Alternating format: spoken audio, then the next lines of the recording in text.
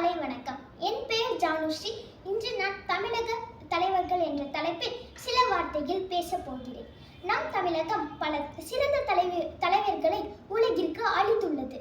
அவர்கள் மக்களின் நலனுக்காக உழைத்து கல்வி, சமத்துவம், சுதந்திரம் மற்றும் சமூக முன்னேற்றத்திற்காக பாடுபட்டனர்.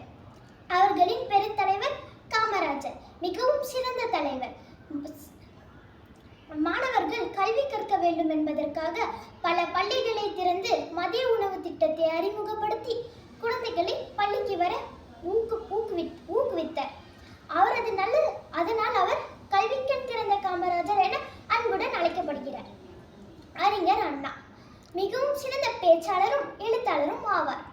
அவர் தமிழ் மொழியின் வளர்ச்சிக்காகவும் மக்களின் முன்னேற்றத்திற்காகவும் பெரும் பங்காற்றினார். டாக்டர் APJ அப்துல் கலாம் தமிழ்நாட்டில் பிறந்து இந்தியாவின் குடியரசுத் தலைவராக உயர்ந்தார். இளைஞர்களை கனவு காணவும் கடினமாக உழைக்கவும் என பெரும் ஊக்குவித்தார். அவர் மக்களின் ஜனாதிபதி என அன்புடன் அழைக்கப்படுகிறார். MGR மக்கள் மீது அன்பு கொண்ட தலைவராகவும் ஏழை மக்களின் நலனுக்காக உழைத்த தலைவராகவும் போற்றப்படுகிறார். ஜெயலலிதா அம்மையார் திறமையான தலைவியாக வியந்து பெண்கள் மற்றும் ஏழை மக்களின் நலனுக்காக பல திட்டங்களை கொண்டு வந்தார். இன்றைய காலத்தில் பலருக்கும் முன்மாதிரியாக நிற்பவர்களில் முதலமைச்சர் ஜோசப் விஜய் அவர்களும் ஒருவர்.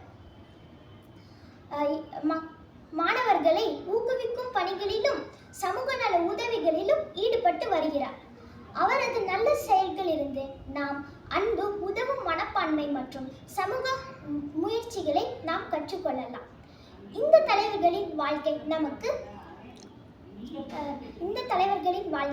நமக்கு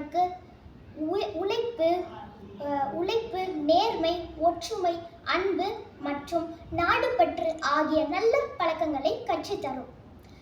அவர்களைப் போல நாமும் நல்ல குடிமக்களாக வளர நாம் அனைவரும் முயற்சி செய்ய வேண்டும். இத்துடன் என் பேச்சை நிறைவு செய்கிறேன். நன்றி, வணக்கம்.